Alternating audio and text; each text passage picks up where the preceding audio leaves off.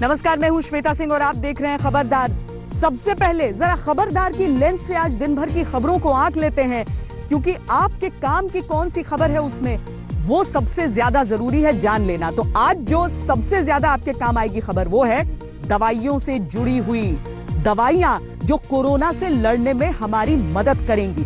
भारत में इसे लेकर एक अहम कदम उठाया गया है और उसके बारे में पूरी जानकारी हम आपको सबसे पहले देते हैं। भारत के ड्रग कंट्रोलर जनरल ने CSIR को कोरोना की 2 दवाओं के ट्रायल के लिए मंजूरी दे दी है। इनमें पहली दवा है फेविपिराविर और दूसरी दवा है फाइटोफार्मास्यूटिकल। फेविपिराविर को फ्लू के इलाज के लिए जापान और चीन जैसे देशों में इस्तेमाल किया जाता है। यह दवा कोरोना के खिलाफ कारगर हो सकती है और दूसरी दवा एक पौधे से निकाली गई है जिसे फाइटोफार्मास्यूटिकल कहा जा रहा है। कोरोना के खिलाफ जारी जंग में ये दोनों दवाएं उम्मीद की किरण बन गई हैं।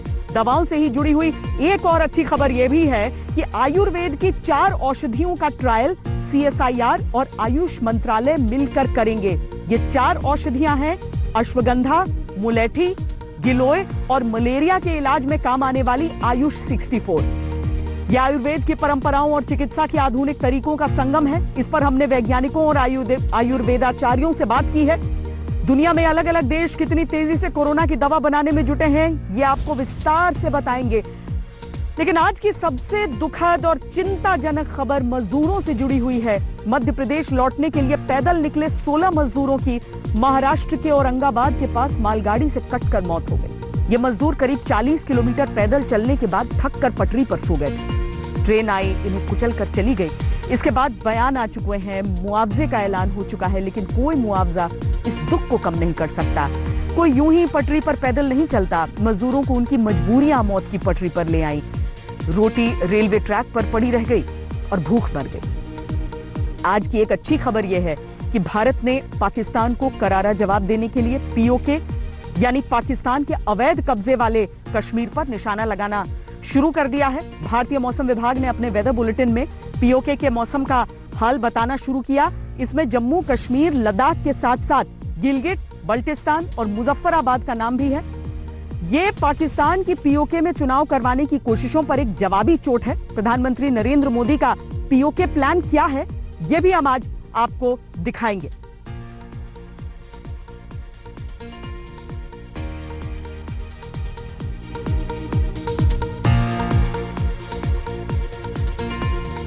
लेकिन सबसे पहले हम कोरोना के खिलाफ जो दवाई है, जो औषधि है, उससे जुड़ी खबर आपको देते हैं कि किस तरीके से CSIR को अब अनुमति मिल गई है कि वो ट्रायल्स की ओर जा सकता है।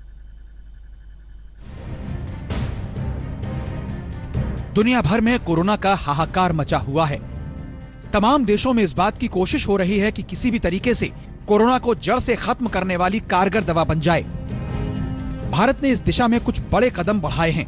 भारत के ड्रग कंट्रोलर जनरल ने CSIR को कोरोना की 2 दवाओं के ट्रायल के लिए मंजूरी दे दी है।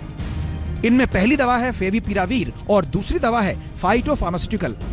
फेविपिराविर को फ्लू के इलाज के लिए जापान और चीन जैसे देशों में इस्तेमाल किया जाता है। ये दवा कोरोना के खिलाफ कारगर हो सकती है और दूसरी दवा पौधों से निकाली गई है जिसे फाइटोफार्मास्यूटिकल कहा जा रहा है। कोरोना के खिलाफ जारी जंग में ये दोनों दवाएं उम्मीद की किरण बनकर आई हैं।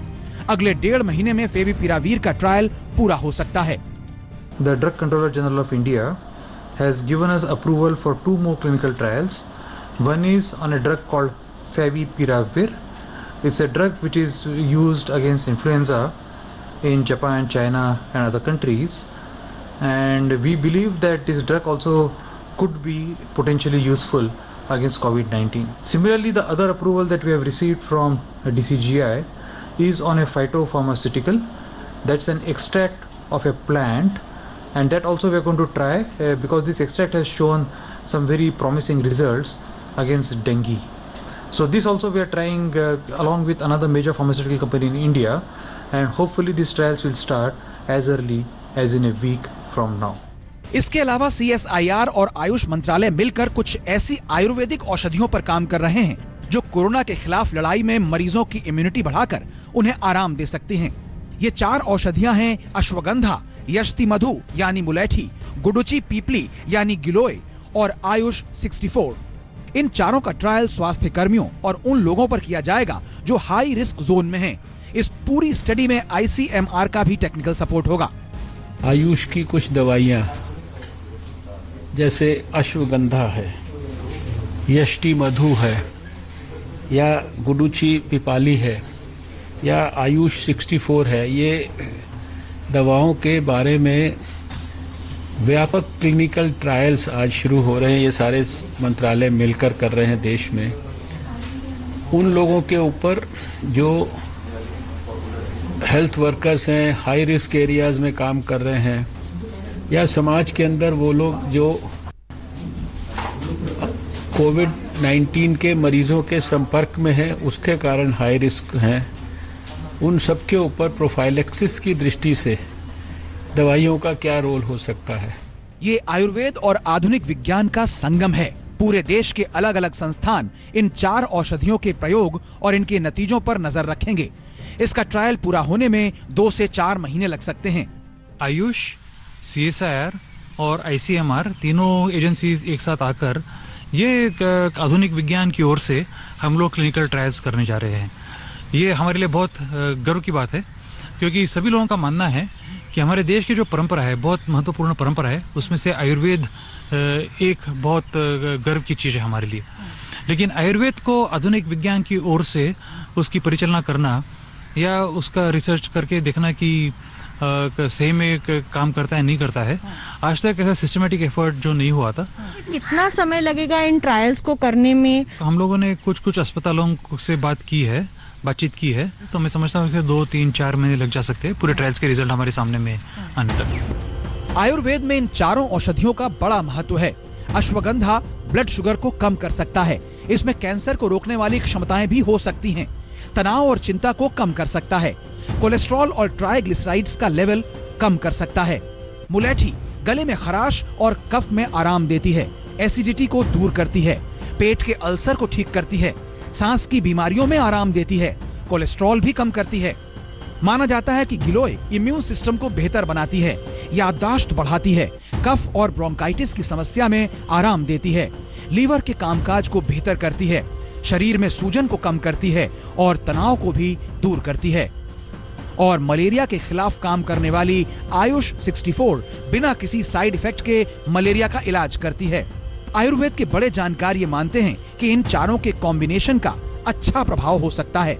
आयुष 64 में 4 चीजें हैं। इसमें चिरायता है, कुटकी है, सप्तपर्ण है, करंज, लता करंज है, और ये चारों का मिलकर एक कॉम्बिनेशन बनता है, तो इसका बहुत अच्छा प्रभाव है। और दूसरा जो 3 योग लिए गए हैं उसमें अश्वगंध रसायन है, मुलट्ठी वो भी रसायन है, और तीसरा गुडुचि और पिपली ये भी रसायन की उसी में आते हैं, और इनका अपना अपना विशेष प्रभाव है। जैसे अश्वगंध है, उसका आप ये देखेंगे कि इसका शरीर के अंदर, जॉइंट्स के अंदर दर्दों में भी होती है, इम्यूनिटी, शरीर की इम्यूनिटी को बूस्ट करता है। और नागौरी अश्वगंध जो कि राजस्थान में पाई जाती है, वो बहुत मशहूर है, और इस पर सब वैद्य समाज, सब लोग इसको इस्तेमाल करते हैं। बच्चों में भी इसका बहुत फ़ायदा देखा गया है। दूसरा है गुडुचि और पिपली, इसका कॉम्बिनेशन बना के दिया जा रहा है। तो गुडुचि, जिसको अमृता भी बोलते हैं, इसका विशेष प्रभाव है ज्वर के लिए, जीर्ण ज्वर के लिए, श्वास के लिए, काश के लिए। ऐसी पिपली जिसको मगा भी बोलते हैं, इसको आम सब लोग हम चिकित्सा में भी इस्तेमाल करते हैं, लोग भी लेते हैं, और श्वास काश के लिए, खांसी के लिए, ज्वर के लिए इसका विशेष प्रभाव है। फिर जिसकी हम बात करते हैं मुलट्ठी की, तो मुलट्ठी जो है इसको आप मधुयष्टि भी बोलते हैं, मुलट्ठी भी बोलते हैं, और अम्ल पित्त के लिए इसका विशेष प्रभाव है, और विशेष करके इसका श्वास के लिए, चेस्ट और कफ के लिए इसका विशेष प्रभाव है। इस समय कोरोना मरीजों में अलग अलग लक्षण, उनकी गंभीरता के हिसाब से अलग अलग बीमारियों के इलाज में इस्तेमाल होने वाली दवाओं पर प्रयोग हो रहा है। ऐसे में आयुर्वेदिक औषधियों पर होने वाला ट्रायल भी एक नई दिशा दिखा सकता है। आज तक ब्यूरो। कोरोना का जो ये संकट काल है, उसमें वो लोग जो कभी दवाइयों में उतनी रुचि नहीं रखते थे, उसके बारे में ज्यादा जानकारी नहीं रखते थे, अब सारे लोग उस बारे में जानकारी रख रहे हैं, और ये बहुत जरूरी भी है, क्योंकि इस समय जितनी रिसर्च चल रही है, चाहे वैक्सीन पर या फिर दवाइयों पर, वो सारी चीजें ये तय करेंगी कि कितनी जल्दी हमारा जीवन सामान्य हो सकता है।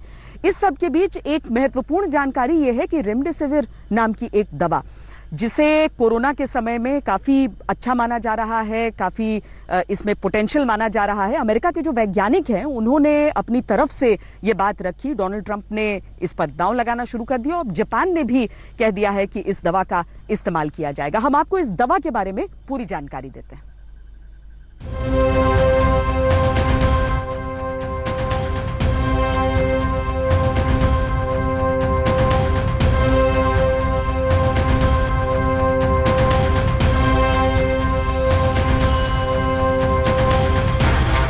कोरोना के इलाज के लिए रेमडेसिविर दवा को अमेरिका के बाद जापान ने भी मंजूरी दे दी है। इस तरह इस दवा को कोरोना के इलाज के लिए मंजूरी देने वाला ये दूसरा देश बन गया है।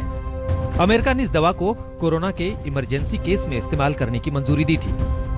एक हफ्ते पहले डोनाल्ड ट्रंप की सारी उम्मीदें इस दवा से ही थी। इसके बाद जापान के प्रधानमंत्री शिंजो आबे ने इस पर भरोसा जताया। रेमडेसिविर को खास तौर से उठाए गए कदमों के तहत मंजूरी दी गई है। कोरोना वायरस के मरीजों के इलाज के लिए हमारे देश की तरफ से दी गई यह पहली मंजूरी है। यह देश में बीमारी के लिए आधिकारिक तौर पर अधिकृत दवा है। इस दवा के प्रभाव को देखते हुए भारत भी इसके प्रयोग पर विचार कर रहा है ताकि कोरोना के कहर को कम किया जा सके। इस वक्त दुनिया की 35 कंपनियां और इंस्टीट्यूट्स कोरोना का वैक्सीन बनाने की रेस में शामिल हैं। लेकिन जब तक वैक्सीन नहीं आता तब तक उन दवाओं को भी परखा जा रहा है जो कोरोना के मरीजों के ठीक होने में मदद कर रही है। अमेरिका की बायोफार्मा कंपनी जिलीड साइंसेज ने रेमडेसिविर दवा को लेकर कई ट्रायल किए थे, जिनके नतीजों से उम्मीद बढ़ती चली गई। मार्च से इस दवा के ट्रायल चल रहे थे, तब रेमडेसिविर बनाने वाली इस कंपनी के हेड ने क्या कहा था, ये सुनिए। रेमडेसिविर नाम की ये दवा सार्स, मर्स और इबोला जैसे वायरस के फैलाव को सीमित करने में सफल रही थी और अब नए ट्रायल में कोरोना के 50% मरीज इस दवा की 5 दिन की डोज लेकर तेजी से ठीक हुए हैं। आधे से ज्यादा ऐसे मरीज जो गंभीर रूप से बीमार थे वो अस्पताल से 2 हफ्ते के अंदर डिस्चार्ज हो गए।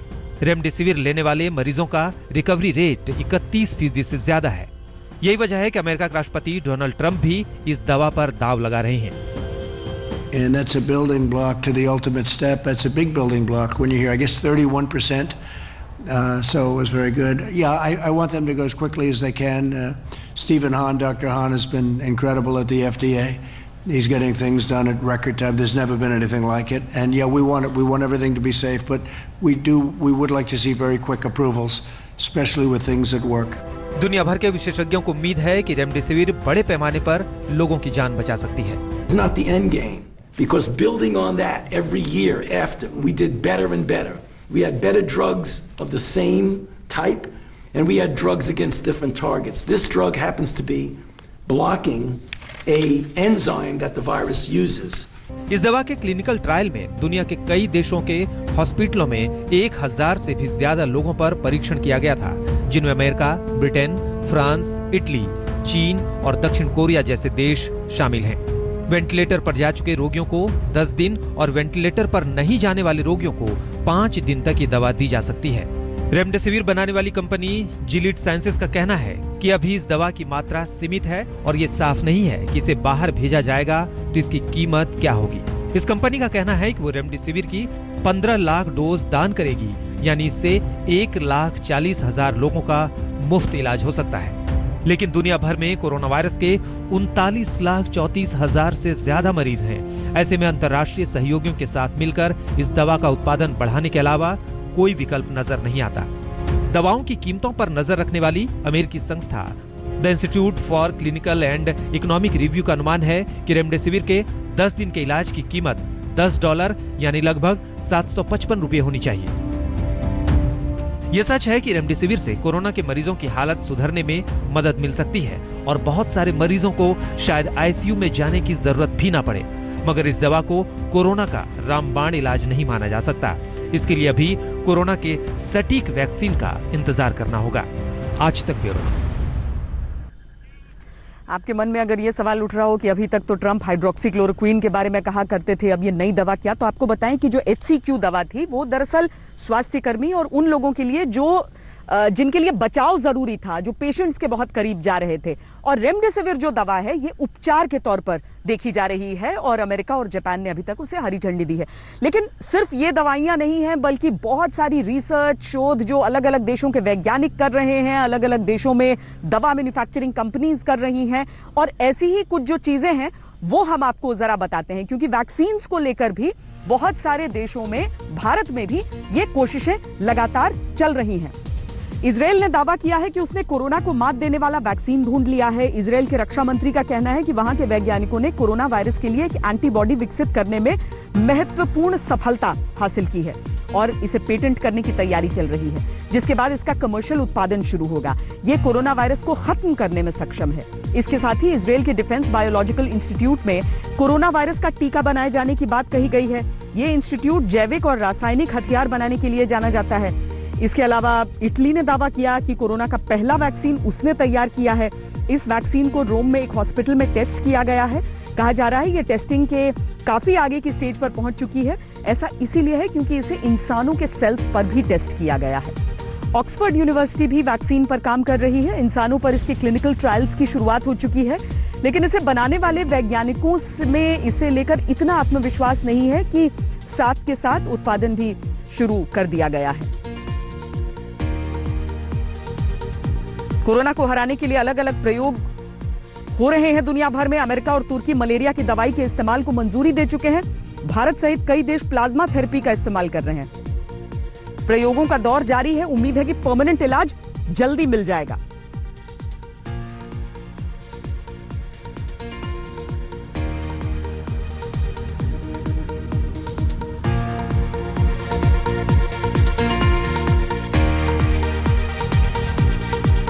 और अब आज की सबसे दर्दनाक और दुखद खबर। लगातार हमने देखा कि जब से लॉकडाउन हुआ, मजदूरों को किस तरीके से जूझना पड़ रहा है। हाँ, अलग अलग सरकारें मदद कर रही हैं, मदद का हाथ बढ़ाती हैं, लेकिन वो जो एक छटपटाहट है कि किसी तरीके से अपने घर पहुंचे, उसी दौर में समझ लीजिए कि आज रोटी रह गई है और भूख मर गई। आज महाराष्ट्र के औरंगाबाद में रेल की पटरी पर जिन मजदूरों की जिंदगी कुचली गई, उनके सपने भी कुछ उसी तरीके से कुचल दिए गए। ये जो पूरी रिपोर्ट है वो बेहद दर्दनाक है।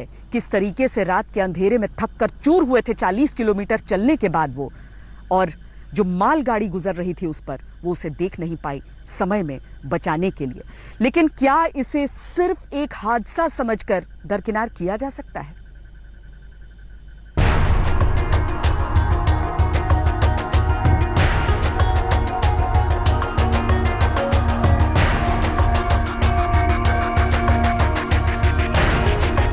ट्रैक पर मजदूर सोए थे, मालगाड़ी आई, उन्हें रौंद गई, 16 मजदूर मर गए। ये तो हादसे के सिर्फ आंकड़े हैं। हादसा तो है वो लाचारी, वो बेबसी और परेशानी जो उन मजदूरों के हिस्से आई थी।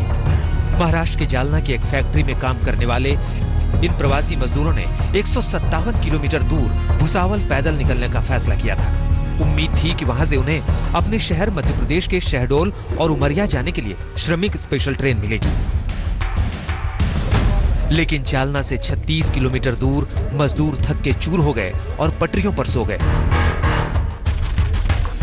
सुबह 5:15 बजे मालगाड़ी आई। रिपोर्ट्स के मुताबिक ड्राइवर चाहकर भी उन्हें नहीं बचा सका।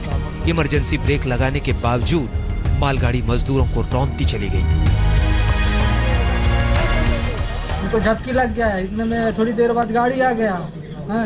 हम लोग सुने, वहाँ से दौड़ के आए, क्या गाड़ी आ गया। लाइन में इतने बैठे, लाइन में बैठे थे, मैं आवाज दिया, सुन नहीं पाया गाड़ी।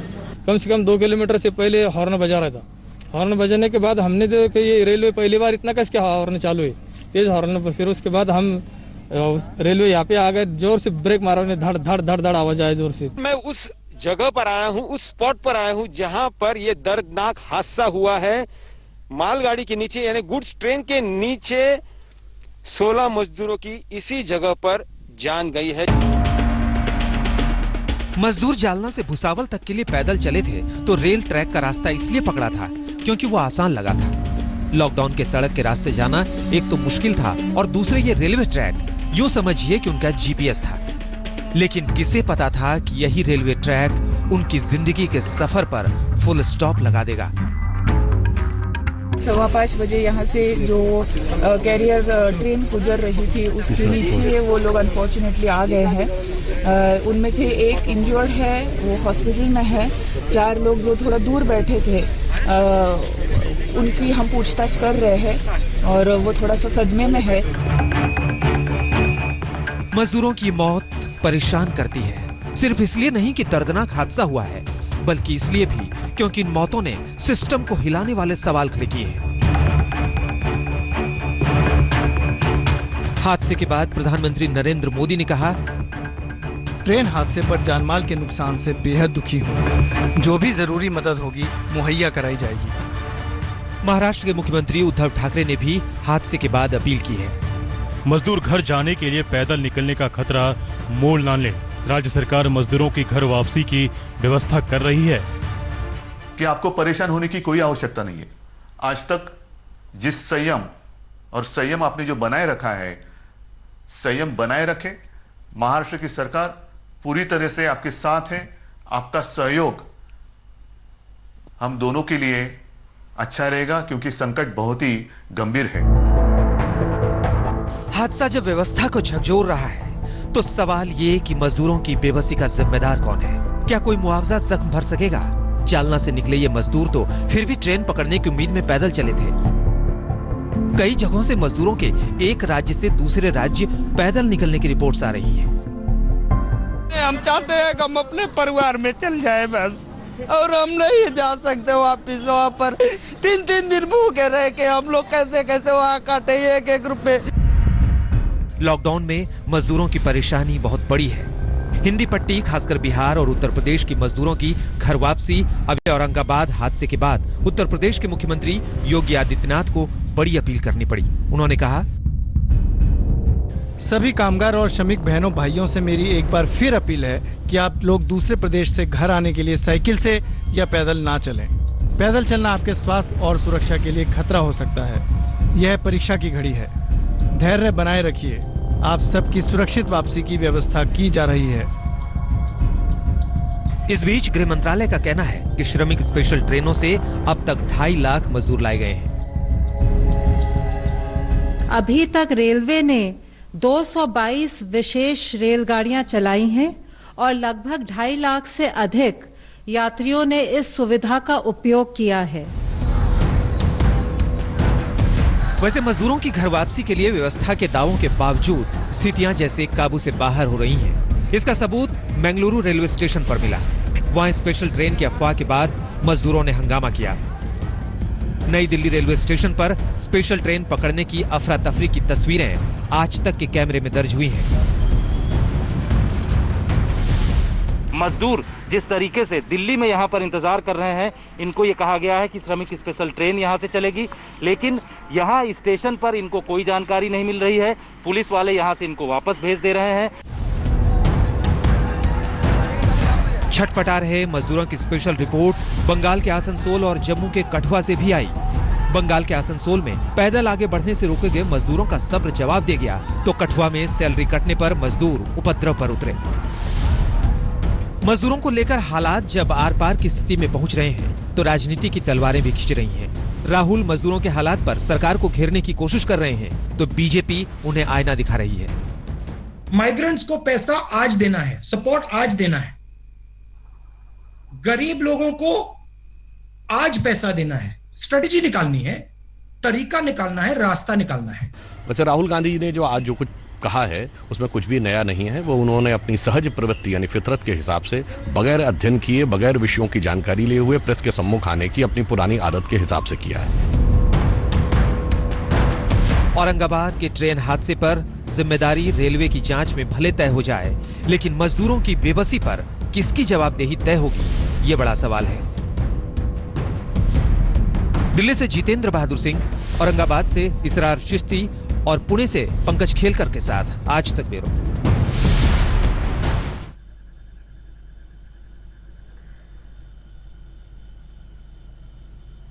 आज दिल्ली की सड़कों पर रिपोर्टिंग करते हुए बहुत सारी तस्वीरें मैंने भी देखी। इस तरह की चीजें देखी कि किस तरह से मजदूर निकल रहे हैं स्टेशन की तरफ, इस उम्मीद में कि कोई ना कोई ट्रेन तो उनके घर की तरफ जा रही होगी।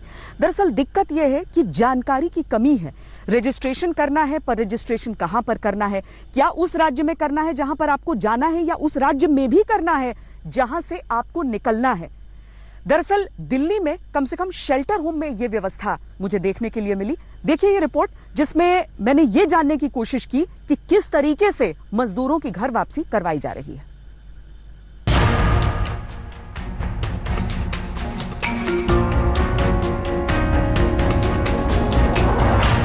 अलग अलग राज्यों से श्रमिक स्पेशल ट्रेनों का निकलना शुरू हो चुका है, अपने राज्य की तरफ जा सकते हैं। तो मध्य प्रदेश के लिए एक ट्रेन दिल्ली से निकल चुकी है।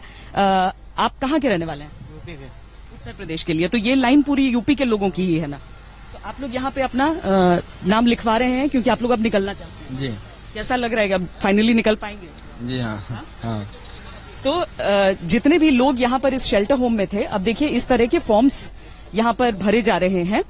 ये जो फॉर्म भरा जा रहा है उसमें आधार कार्ड के डिटेल्स हैं इनके, और उसके साथ ही बाकी डिटेल्स यहाँ पर जो सिंगल लोग हैं और यहाँ पर जो परिवार के लोग जा रहे हैं वो हैं। पूरे परिवार का कर रहे हैं। क्या क्या डिटेल मांगते हैं इसमें? नाम, एज, मेल फीमेल, आधार नंबर और एड्रेस और मोबाइल नंबर, इस तरह की चीजें। यहाँ पर सर स्क्रीनिंग कैसे हो रही है? स्क्रीनिंग यहाँ से मेडिकल ऑफिसर्स आते हैं सीडीएमओ के ऑफिस से। हाँ। वो लोग स्क्रीन करते हैं, फिर वो सर्टिफिकेट देते हैं यहाँ पे। अच्छा, और उसके बाद ये रिलीज फॉर्म्स यहाँ फिर रिलीज ऑर्डर होता है, वो लोकल डॉक्टर साइन करते हैं और शेल्टर इंचार्ज साइन करते हैं और जो यहाँ के बिल्डिंग इंचार्ज है वो साइन करते हैं। अच्छा, तो अब क्योंकि आपके शेल्टर होम में बहुत बड़ी संख्या में लोग थे यहाँ पे, तो अब एक एक करके लोग निकलने को तैयारी कर रहे हैं। एक लॉट गया है सिर्फ एमपी के। फर्दर डायरेक्शन जैसे आएगा उस हिसाब से हम रिलीज करेंगे। तो यहाँ भी जैसे सिविल डिफेंस वालों को आप देख रहे हैं कि वो यहाँ पर एक एक नाम को बहुत ध्यान से इसमें से टिक मार रहे हैं कि कौन कौन आ गया है, अपना आवेदन किसने किसने यहाँ पर दे दिया है, और उसके बाद बाकायदा उस तरफ देखिए सारी डिटेल्स भर के इस तरह से जो रिलीज फॉर्म है उसे तैयार किया जा रहा है। तो ये प्रक्रिया होती है जिसके जरिए कोई भी अपने घरों की तरफ जा सकता है, क्योंकि इस असमंजस में बहुत सारे लोग हमें स्टेशनों के पास भी मिल जाते हैं जिन्हें ये समझ में नहीं आता कि हो किस तरीके से रहा है, लेकिन उसकी पूरी प्रक्रिया कुछ इस तरीके से चलती है।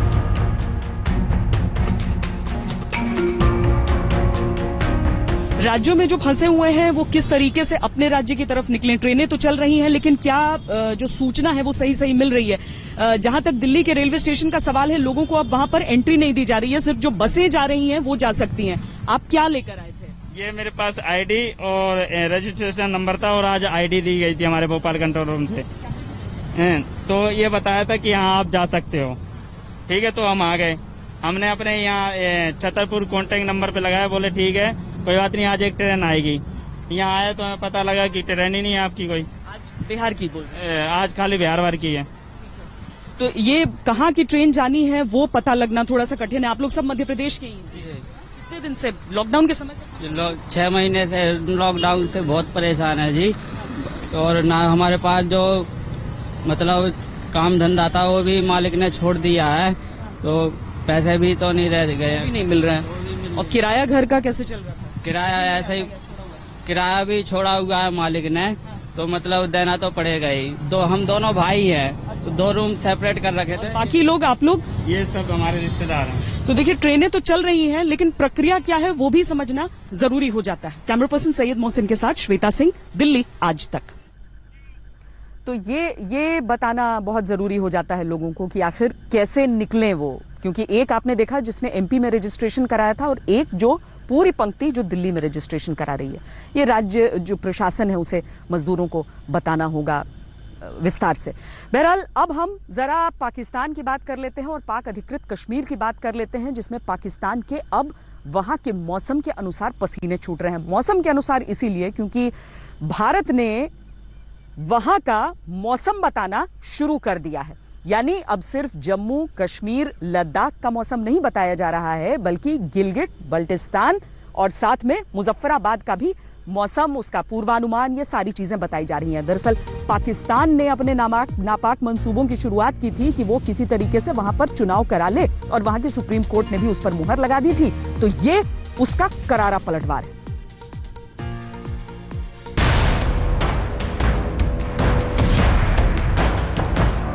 भारत के प्रादेशिक मौसम की भविष्यवाणी में इस बदलाव को देखिए। ये वो बदलाव है जो पाकिस्तान का मौसम बिगाड़ने के लिए काफी है, क्योंकि इस भविष्यवाणी में भारत के उन हिस्सों का मौसम शामिल है जिस पर पाकिस्तान का अवैध कब्जा है। मौसम विभाग के उत्तर पश्चिम डिवीजन ने 5 मई से ही अपनी भविष्यवाणी में पीओके के मुजफ्फराबाद, मीरपुर के साथ ही गिलगित बाल्टिस्तान का मौसम बताना शुरू कर दिया है। मौसम विभाग पिछले साल अगस्त से ही पीओके के हिस्सों के मौसम बुलेटिन तैयार कर रहा है, लेकिन अब इसे जम्मू कश्मीर सब डिवीजन के तहत साफ तौर पर दिखाया जा रहा है। अचानक नहीं है, हम बहुत दिन पहले से ही आप हमारा नेशनल वेदर बुलेटिन देखेंगे कि हम जो इंडिया का जो टेरिटरी है, entire Jammu and Kashmir Ladakh area, इसके लिए हम पूर्वानुमान दे रहे हैं और जानकारी दे रहे हैं वेदर का। और इसमें हम गिलगित बल्टिस्तान मुजफ्फराबाद एरिया जो है उसमें हम मेंशन कर रहे हैं। मगर रीजनल सेंटर जो हमारा यहाँ है वो इसको मेंशन नहीं कर रहे थे, वो लास्ट 2 डेज वो भी मेंशन कर रहे हैं। मौसम विभाग के नॉर्थ वेस्ट डिवीजन के तहत 9 सब डिवीजन हैं, जिनमें से एक जम्मू कश्मीर है। ये खबर ऐसे समय में सामने आई है जब गिलगित बाल्टिस्तान के स्टेटस को बदलने की पाकिस्तान की कोशिश पर भारत के विदेश मंत्रालय ने कड़ा ऐतराज किया है। पिछले हफ्ते गिलगित बाल्टिस्तान के चुनाव कराने के पाकिस्तानी सुप्रीम कोर्ट के आदेश के बाद भारत ने कहा था कि गिलगित भारत का हिस्सा है और उसे भारत को सौंपा जाए। तो अब मौसम भविष्यवाणी की खबर भारत के तेवर बता रही है। Gilgit Baltistan is basically part of the Jammu and Kashmir state, has always been a part of the state, you know. PoK पर पाकिस्तान का 70 साल से अवैध कब्जा है। भारत ने हमेशा से उसे अपना अभिन्न हिस्सा कहा है। मौसम विभाग का छोटा सा कदम भी बड़े संकेत देता है। कुछ हिस्सा उनके हाथ चला गया, गैर कानूनी तरीके से कब्जा करके रखा हुआ, और वो कसा कभी भी हमारे दिलों में है। जम्मू एंड कश्मीर के पीओके को आप भारत का हिस्सा नहीं मानते हो क्या? एग्रेसिव ना हो, जान दे देंगे इसके लिए। किस मुद्दे पर बातचीत हुई? अरे बात होगी अब तो पाक अधिकृत कश्मीर पर बात होगी बहनों भाई, और किसी मुद्दे पर बात नहीं होगी। आज तक ब्यूरो। अब कैलाश मानसरोवर यात्रा से जुड़ी एक महत्वपूर्ण जानकारी आपको देते हैं, चूंकि रक्षा मंत्री राजनाथ सिंह ने उद्घाटन किया है एक ऐसे नए रास्ते का जिससे जाने से जो श्रद्धालु हैं वो बहुत समय अपनी बचा पाएंगे। हालांकि इससे पहले भी जो रास्ते थे 2, उसमें से एक के जरिए समय बचता था, लेकिन इससे और अधिक जो यात्रा है उस पर असर पड़ेगा। उत्तराखंड के धारचूला से चीन सरहद पर लिपू लेक तक 80 किलोमीटर की ये सड़क बॉर्डर रोड ऑर्गेनाइजेशन ने तैयार की है। इस सड़क के निर्माण से कैलाश मानसरोवर की यात्रा 1 हफ्ते में पूरी की जा सकती है। अब तक कैलाश मानसरोवर की यात्रा के जो अन्य मार्ग हैं उनमें 2 से 3 हफ्ते लगते हैं। 80 किलोमीटर की इस सड़क पर ऊंचाई 6000 फीट से लेकर 17060 फीट तक की है। इस सड़क को बनाने में बीआरओ के सामने मौसम की बहुत दिक्कतें आई थी। लगातार बर्फबारी हुई थी जिससे कई महीनों काम बंद रहा था, लेकिन सारी मुसीबतों के बावजूद भारत ने चीन के द्वार तक सड़क का निर्माण कर लिया है। इस सड़क के उद्घाटन के मौके पर रक्षा मंत्री राजनाथ सिंह ने कहा कि यह सड़क स्थानीय लोगों के दशकों के सपने को पूरा कर रही है। नमस्कार, मैं हूं अंजना ओम कश्यप। हमें उम्मीद है ये वीडियो आपको पसंद आया होगा। लेटेस्ट खबरों के लिए यूं ही देखते रहिए आज तक, और इस वीडियो के पसंद आने पर लाइक, शेयर एंड सब्सक्राइब करना ना भूलें।